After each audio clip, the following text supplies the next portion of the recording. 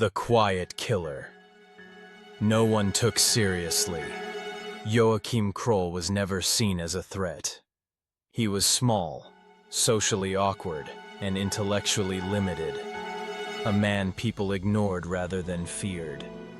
In post-war Germany, he blended into the background of industrial towns and working-class neighborhoods, invisible by design. A childhood shaped by deprivation. Kroll grew up in extreme poverty, in a Germany still recovering from war. Food shortages, unstable housing, and family neglect defined his early years. Emotional care was absent, and supervision was minimal. From the beginning, survival mattered more than development. Early signs dismissed. Even as a child, Kroll showed behavior that alarmed teachers and caregivers. He struggled socially, failed academically, and displayed disturbing tendencies. These signs were documented but not acted upon. He was labeled slow, difficult, and inconvenient. Intellectual limitations. Kroll was assessed as having significantly reduced intellectual capacity. This shaped how authorities viewed him. Rather than seeing risk, they saw incapability. Rather than danger, they saw harmlessness. This assumption would follow him for decades. A life on the margins. As an adult, Kroll drifted between low-skilled jobs and temporary housing. He lived alone, isolated from meaningful social contact. Neighbors described him as strange but quiet, someone who kept to himself, someone not worth paying attention to, invisible by appearance. Kroll did not fit the public image of a criminal. He was not aggressive in public. He did not draw attention. His physical appearance and behavior reinforced the belief that he posed no serious threat. The first crimes go unconnected. Over time, violent incidents occurred across different regions. Victims varied in age and circumstance. Investigations treated each case separately. No larger pattern was identified. No connection was made. Missed links. Kroll lived near multiple crime scenes at different times. He was questioned more than once. Each time, he was dismissed.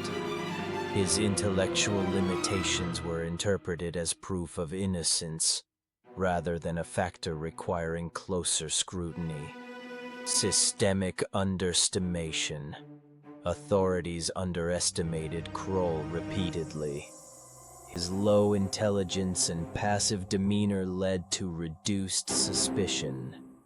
Investigators assumed someone capable of serious violence would appear more capable, more dangerous, more obvious. Years of movement. Kroll moved frequently, following work opportunities and cheap housing. Each move erased context. Each new location treated him as a blank slate. Past concerns were not communicated forward. Victims without voice. Many of the victims came from vulnerable backgrounds. Their disappearances did not always trigger large-scale investigations. Limited media attention reduced pressure on authorities to connect cases. An absence of coordination. At no point did agencies share enough information to see the full picture. Police departments operated independently. Files remained local. Patterns remained hidden. The role of appearance. Kroll's appearance worked in his favor. He did not look threatening. He did not behave confidently. Society often associates danger with strength and intelligence. Kroll had neither. Interrogations that failed. On multiple occasions, Kroll was questioned and released. Investigators struggled to believe he could be responsible. His answers were inconsistent, but his demeanor reduced suspicion. The long delay. Years passed between crimes without resolution. Public concern faded. Investigations stalled. The absence of answers became normalized. The final turning point. Eventually, circumstances forced a closer look. Evidence accumulated that could no longer be ignored. A routine investigation uncovered inconsistencies that demanded explanation. Arrest and confession. When Kroll was finally arrested, the reaction was disbelief. During questioning, he confessed calmly. There was no attempt to manipulate or deny. The truth emerged not through sophistication, but through persistence. Public shock. The revelation shocked Germany. The idea that someone so visibly limited and overlooked could be responsible challenged public assumptions about danger and criminality. Psychological evaluation. Experts described Kroll as deeply disturbed but not complex. His actions were driven by compulsion rather than strategy. He did not plan carefully. He acted repeatedly, without fear of consequence. Responsibility and sentence. Kroll was found criminally responsible and sentenced accordingly.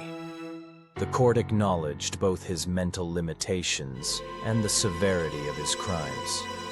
A system exposed. The case revealed systemic flaws.